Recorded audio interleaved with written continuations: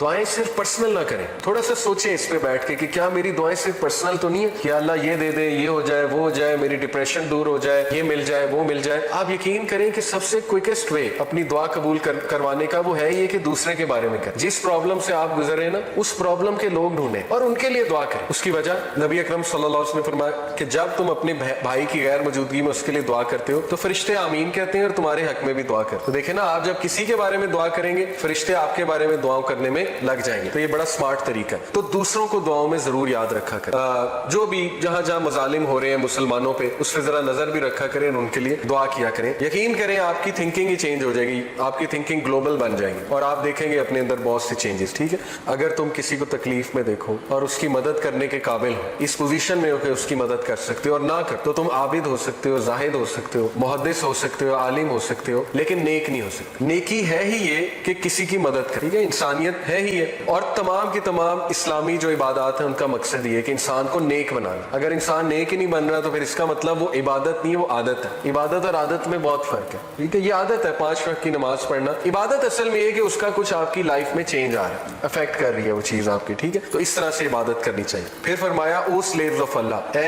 اللہ کے بندوں, be like brothers with each other, ایک دوسرے کے ساتھ بھائیوں والا سلوک. It is not violable for a Muslim to desert his Muslim brother for over 3 days. سبحان اللہ, لوگ 4 سال ہو جاتے ہیں اگلے کے دل, اپنے دل میں اگلے کے لیے خار لے کر بیٹھے ہوئے, نکالتے ہی نہیں. اللہ کے نبی نے کہا 3 دن سے زیادہ جائز ہی نہیں ہے کہ اپنے بھائی کے بارے میں کوئی دل میں گرج رکھے. ہیونگ سیڈ اٹ, اس پہ ایک سوال ہو سکتا ہے نا کہ کیا مطلب کچھ لوگ بہت نقصان دہ ہوتے ہیں تو ان کے ساتھ کیا کریں. یہاں پہ یہ نہیں کہا جا رہا کہ ان کے ساتھ بالکل ویسے ہو جائیں جیسے آپ پہلے تھے. کچھ لوگوں سے آپ کو پتا ہے کہ ہمیں جان چھڑانی پڑتی ہے, لیکن گرج نکال دیں. گرج سے مراد یہ ہے کہ آپ دشمنی کے جذبات رکھیں, ریونج کے جذبات رکھیں. ٹھیک ہے, وہ نکال دیں اور یہ بھی کہیں کہ چلو اللہ تعالیٰ اسے معاف فرمائے, لیکن پہلے جیسا تعلق نہ رکھنا یہ جائز ہے. ٹھیک ہے, یعنی اس کو فیس نہ کرنا, اس کو کہنا کہ بس ٹھیک ہے اسلام دعا رکھیں گے, تو وہ جائز ہے, وہ اس میں نہیں آتا ترک کرنے میں. ٹھیک ہے, تو آئی ہوپ اٹس کلیئر. تو یہ ماشاءاللہ جی دیکھیے اللہ کے نبی صلی اللہ علیہ وسلم کی ارلیسٹ ٹیچنگز ہیں, اور one of the earliest teachings was خودداری. اللہ کے نبی نے صحابہ کو خودداری سکھائی کہ جو کرنا ہے خود کرو. یہاں تک کہ ایک بار ابو بکر صدیق دور خلافت میں اپنے اونٹ پر سوار تھے, تو وہ جو بیلٹ ہوتی ہے جو اونٹ پر ہوتی ہے وہ بیلٹ گر گئی نیچے. تو ابو بکر صدیق نے اونٹ روکا اور خود وہ بیلٹ اٹھائی. تو صحابہ بڑا حیران ہوئے کہ آپ کہہ سکتے تھے کسی کو, تو انہوں نے کہا کہ نہیں, میں نے تو اپنے سردار سے یعنی نبی صلی اللہ علیہ وسلم سے یہی سیکھا کہ وہ اپنا ہر کام خود کرتے تھے. تو یہ بڑی اچھی عادت ہے, بڑی امپورٹنٹ عادت ہے. ٹھیک ہے, اس میں خودداری ہے. تو صحابہ کو خودداری سکھائی اللہ کے نبی صلی اللہ علیہ وسلم نے. جیسے اللہ کے نبی صلی اللہ علیہ وسلم نے, یہ صحابی تھے بہت زہد و تقوی والے, ابو ذر غفاری, شاید آپ نے نام سنا. ابو ذر غفاری کو اللہ کے نبی صلی اللہ علیہ وسلم نے ایک دن کہا کہ او ابو ذر, when you ask only of Allah, جب تو سوال کرے یا پوچھے صرف اللہ سے سوال کر, and none else, اور کسی اور سے نہیں. ابو ذر غفاری کہتے ہیں کہ وہ دن اور آج کا دن جب وہ یہ حدیث بیان کر رہے, میں نے آج تک کسی سے کچھ نہیں مانگا, یہاں تک کہ وہ جائز مدد بھی نہیں مانگی جو انسان مانگ سکتا ہے. ٹھیک ہے, جیسے کوئی مسئلہ نہیں, میں آپ سے کوئی ہیلپ مانگ سکتا ہوں, آپ مجھ سے کچھ ریفرنس لگانے میں بھی کوئی مسئلہ نہیں ہے. ٹھیک ہے, اگر آپ کا کوئی اچھا ریفرنس ہے اور آپ کا کام جلدی ہو جائے, پرووائڈیڈ کہ کسی کے ساتھ انجسٹس نہ ہو رہا, تو وہ جائز ہے, کوئی ایسی بات نہیں ہے. ٹھیک ہے, ٹائم بچانے کے لیے. لیکن ابو ذر کو سکھایا کہ یہ بھی نہ کر. تو توکل اور تقوی کی ظاہر سٹیجز ہوتی ہیں, اور اللہ کو بہت پسند ہے کہ ایک بندہ اللہ سبحانہ و تعالیٰ پہ ہی یقین اور توکل کر رہا ہے. لیکن آن دی ادر ہینڈ دیکھیں, درمیانی راہ کو بھی پسند کیا گیا, ماڈریشن کو. اب جیسے میں ایسے کیسز دیکھتا ہوں کہ صاف نظر آ رہا ہوتا ہے کہ کوئی کاؤنسلنگ کے لیے اس بچے کو کوئی نفسیاتی مسئلہ ہے. It could be OCD, obsessive compulsive disorder. ٹھیک ہے, اٹ کوڈ بی ADHD, اس کو یہ کہتے ہیں اپنا attention deficit hyper disorder. مختلف ڈسارڈرز ہیں مختلف ناموں سے, لیکن یہ کہ ان کی فیملی میں یہ ٹرینڈ نہیں ہوتا کہ وہ سائیکالوجسٹ کے پاس کاؤنسلنگ کرائے جا کے. ٹھیک ہے, وہ رقیہ بھی کر رہے ہوتے ہیں, سب کچھ کر رہے ہوتے ہیں, which is good. اس کے بعد فرمایا the bonds of brotherhood between two Muslims are like parts of a house, one part strengthens and the other part holds ایک پارٹ strengthen کرتا ہے, دوسرا پارٹ ہولڈ کرتا ہے. یہ بڑی خوبصورت مثال ہے brotherhood, یعنی they look out for each other, they strengthen each other, they hold each other. جب ان میں سے ایک ڈاؤن ہے تو دوسرا اسٹرانگ ہے. آپ دیکھیں کہ اپنے بھی گھروں میں آپ دیکھیں گے کہ والدین کا تعلق کچھ ایسا ہے, ایک ڈاؤن ہو تو دوسرا اسٹرانگ ہو جاتا ہے. ٹھیک ہے, اسی طرح والدین اگر تھوڑا سا سیڈ ہے تو آپ اسٹرانگ بن جائیں. تو یہ کرنا پڑتا ہے, اگر سارے ویک بن جائیں گے تو پھر معاملہ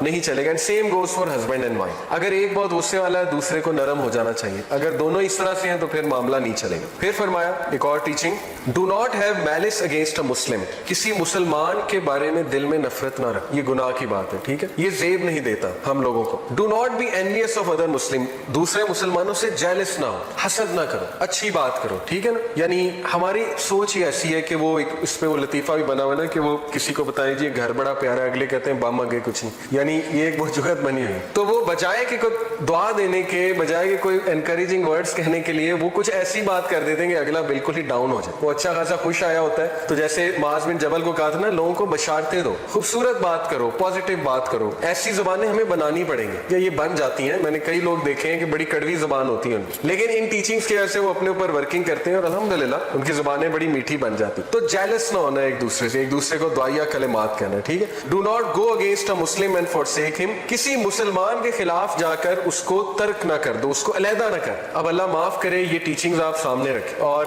آپ دیکھیں کہ ہمارے ہاں یہ کلچر ہے کہ کسی سے کوئی غلطی ہوئی, اس کی غلطی ہم نے پکڑی, وہ سوشل میڈیا پہ طوفان مچایا اس کی غلطی کے اوپر, جو چانس تھا اس بیچارے کا کچھ توبہ کرنے کا, ہم نے دروازہ بند کر دیا. اتنا اسے رگڑا, اتنا ہم نے اسے کوسا, اتنا اسے برا فیل ہم نے کرایا, انسلٹڈ فیل کرایا, کہ اس نے قسم کھا لی کہ جو میں نے امپروو ہونا تھا وہ بھی میں نے امپروو نہیں ہونا. وہ سارا وبال ہم پہ آئے. تو یہ دلوں کے سخت ہونے کی نشانی ہے, اور ہماری قوم کا یقین کریں یہ مسئلہ ہے کہ آپس میں دل سخت ہو چکے. اور یہ one of the signs of wrath of Allah, Allah معاف کرے. سورہ الانعام میں آتا ہے نا کہ جب اللہ کسی قوم کو پکڑتا ہے, عذاب بھیجتا ہے, تو 3 شکلوں میں بھیجتا ہے, آسمان سے, زمین سے, یا آپس میں لڑواتا ہے. یعنی آپس میں ان کے دل جو ہے وہ بہت زیادہ سخت ہو جاتے ہیں. تو ہمارے ہاں کافی پولرائزیشن ہے, مذہبی طور پہ بھی پولرائزیشن ہے, پولیٹیکل طور پہ بھی ہے, اور سوشل طور. تو یہ ٹیچنگز کیسے ٹھیک, یہ حرکتیں کیسے ٹھیک ہوں گی؟ بہت ضرورت ہے بالکل انہی ٹیچنگز کی جو مدنی شروع کی ٹیچنگز تھی. تو اللہ کے نبی صلی اللہ علیہ وسلم نے فرمایا کہ اس کو ترک نہ کرو, سوسائٹی سے الگ نہ کرو. آپ تک کوئی خبر پہنچے آپ کے کسی دوست کی کہ اس نے کوئی بہت بڑا گناہ کر لیا, یا اس نے بہت ہی کوئی بری حرکت کر لیا جو بہت ہی نازیبا حرکت ہے, ٹھیک ہے, تو مقصود یہ نہیں ہے کہ اب اس کو علیحدہ کر دیا جائے, اس کو کمرے میں بھیج دیا کہ جاؤ تو ہم نے تمہارے ساتھ بیٹھنا ہی نہیں, بلکہ پہلی کوشش یہ ہونی چاہیے کہ اس کو امپروو کیا جائے, اس کو محبت دی جائے, شفقت دی جائے, اور اس سے کہا جائے کہ I am there for you, اگر تمہیں کوئی مسئلہ ہے تو میں حاضر ہوں, میں تمہاری اس میں مدد کرتا ہوں. تو یہ نیکی ہے اصل. دیکھیں ڈاکٹر اسرار رحمہ اللہ کا ایک جملہ,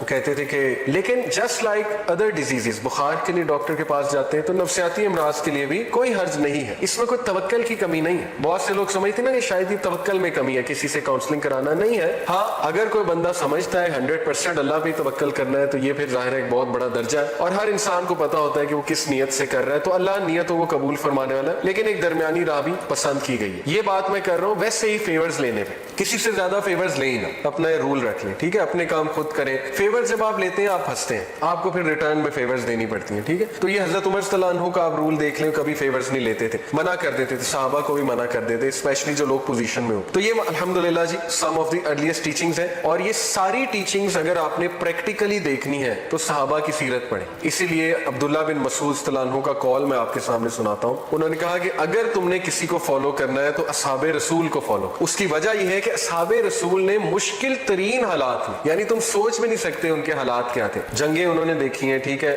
نکالے وہ گئے اپنی زمین سے, ٹارچر وہ ہوئے, پرسیکیوٹ وہ ہوئے, ماں باپ کی گالیاں انہوں نے سنی, ماں باپ کی ناراضگیاں انہوں نے دیکھی. تو تم تو سوچ بھی نہیں سکتے کہ وہ کن حالات میں تھے. اس کے باوجود ان کا اخلاق تمہارے سامنے, اس کے باوجود ان کی فیتھ, ان کا کریج. تو یہ بہترین مثال ہے. they were the best of this nation. وہ واقعی ہی اس امت کے بہترین لوگ تھے. the most pious, سب سے نیک, the most learned and least pretentious. pretentiousness ہوتا ہے دکھلاوا کرنا, جو کہ پسند نہیں فرمائے گا اسلام. تو صحابہ میں ساری کوالٹیز تھیں کریکٹر کی, اسی لیے اللہ نے انہیں چوز کیا تھا اپنے نبی کو اکمپنی کرنے میں. سبحان اللہ, یہ چھوٹی سعادت نہیں ہے کہ اللہ کے نبی کے اصحاب تھے وہ, ٹھیک ہے. اس لیے آپ لوگ ضرور اپنا گول بنا لیں, صحابہ کی سیرت بھی پڑھیں.